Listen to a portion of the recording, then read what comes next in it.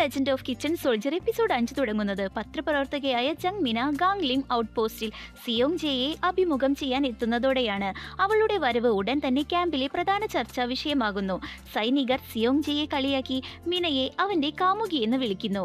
എന്നാൽ അവർ വെറും സുഹൃത്തുക്കളാണെന്ന് സിയോങ് ജെ പറയുമ്പോഴും മിന എല്ലാവരെയും അമ്പരപ്പിച്ചുകൊണ്ട് തനിക്ക് സിയോങ് ജെയെ ഇഷ്ടമാണെന്ന് തുറന്നു സമ്മതിക്കുന്നു.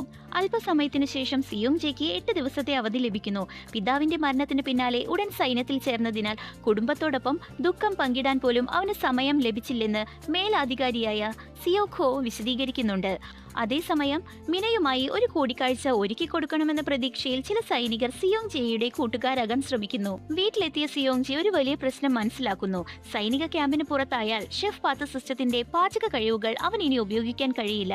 അമ്മയുടെ ഫുഡ് ട്രക്ക് സന്ദർശിച്ചപ്പോൾ പിതാവിന്റെ മരണശേഷം കസ്റ്റമേഴ്സ് കുറഞ്ഞതായി അവൻ അറിയുന്നു. കുടുംബത്തെ സഹായിക്കണമെന്ന ഉറച്ച തീരുമാനത്തോടെ പിതാവിന്റെ പ്രശസ്ത വിഭവങ്ങൾ വീണ്ടും ഉണ്ടാക്കാൻ ശ്രമിച്ചെങ്കിലും ഗെയിമിന്റെ സഹായമില്ലാതെ അവന്റെ പാചകം പ്രതീക്ഷിച്ചത്ര നിലവാരത്തിലെത്തുന്നില്ല. എന്നാലും അവൻ പിന്മാറുന്നില്ല. പിതാവിന്റെ ഡയറി പഠിച്ചുകൊണ്ട് മികച്ച ചേരുവകൾ തിരഞ്ഞെടുക്കാനുള്ള രഹസ്യങ്ങൾ മനസ്സിലാക്കാൻ അവൻ ശ്രമിക്കുന്നു. അതേസമയം സൈനിക അന്വേഷണ ഉദ്യോഗസ്ഥയായ ഏറിൻ ക്യാമ്പിലേക്ക് സാധനങ്ങൾ എത്തിക്കുന്ന വിതരണക്കാരെ കുറിച്ച് അന്വേഷണം നടത്തുന്നു.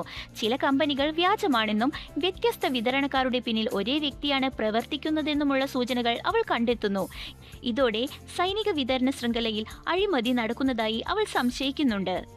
സിയോങ് ജെ തന്റെ പാചക കഴിവുകൾ മെച്ചപ്പെടുത്താൻ ശ്രമിക്കുന്നതിനിടെ മിന അവനെ പിന്തുണച്ചുകൊണ്ടിരുന്നു. ഇരുവരും മുൻ മെറൈൻ സൈനികർ നടത്തുന്ന പ്രശസ്തമായ ഒരു ടോക്ബോക്കി റെസ്റ്റോറന്റ് സന്ദർശിക്കുന്നു. അവിടുത്തെ ഭക്ഷണത്തിൽ ആകൃഷ്ടനായ സിയോങ് ജെ ഉടമയോട് തന്നെ പരിശീലിപ്പിക്കണമെന്ന് അഭ്യർത്ഥിക്കുന്നു. കഠിനാധ്വാനവും പരിശീലനവും വഴി ഗെയിമിന്റെ സഹായമില്ലാതെ തന്നെ അവൻ തന്റെ കഴിവുകൾ മെച്ചപ്പെടുത്തുന്നു. ഈ സമയത്ത് മിനയും അവനൊപ്പം പ്രവർത്തിക്കുകയും അവരുടെ ബന്ധം കൂടുതൽ ശക്തമാവുകയും ചെയ്യുന്നുണ്ട്. ഒടുവിൽ റെസ്റ്റോറന്റ് ഉടമയുടെ രഹസ്യ ചേരുവ പഴുത്ത പെർസിമൺ പഴമാണെന്ന് സിയോങ് ജെ കണ്ടെത്തുന്നു. ഈ അറിവ് ഉപയോഗിച്ച് പിതാവിന്റെ സോസ് റെസിപ്പി അവൻ പൂർണ്ണതയിലെത്തിക്കുകയും അമ്മയുടെ ഫുഡ് ട്രക്ക് വീണ്ടും വിജയത്തിലേക്ക് തിരിച്ചു കൊണ്ടുവരികയും ചെയ്യുന്നു. ക്യാമ്പിലേക്ക് മടങ്ങുന്നതിന് തൊട്ടു മുൻപ് ഉപഭോക്താക്കൾ വീണ്ടും എത്തിത്തുടങ്ങിയെന്ന സന്തോഷ വാർത്തയും അവന് ലഭിക്കുന്നുണ്ട്. ഗാംഗ്ലിംഗ് ഔട്ട് പോസ്റ്റിലേക്ക് മടങ്ങിയെത്തിയ സിയോങ് ജെയെ പുതിയ വെല്ലുവിളികൾ കാത്തിരിക്കുന്നു. വരാനിരിക്കുന്ന KCTC സൈനിക പരിശീലനം കാരണം ഡോങ് ഹ്യുവിന്റെ അവധി റദ്ദാക്കുന്നു. അതേസമയം വിതരണക്കാരെ കുറിച്ചുള്ള ഏറിനിന്റെ അന്വേഷണം കൂടുതൽ ഗുരുതരമാകുന്നു. അപ്പോഴാണ് ഷെഫ് പാത്ത് സിയോങ് ജെക്ക് പുതിയൊരു ദൗത്യം നൽകുന്നത്. ഇരട്ട അനുഭവ പോയിന്റുകൾ നേടണമെങ്കിൽ തന്റെ ഭക്ഷണത്തിലൂടെ സൈനികരുടെ ആത്മവിശ്വാസം ഉയർത്തുകയും KCTC പരിശീലനത്തിൽ യൂണിറ്റിനെ വിജയത്തിലേക്ക് നയിക്കാനും അവൻ സഹായിക്കണം.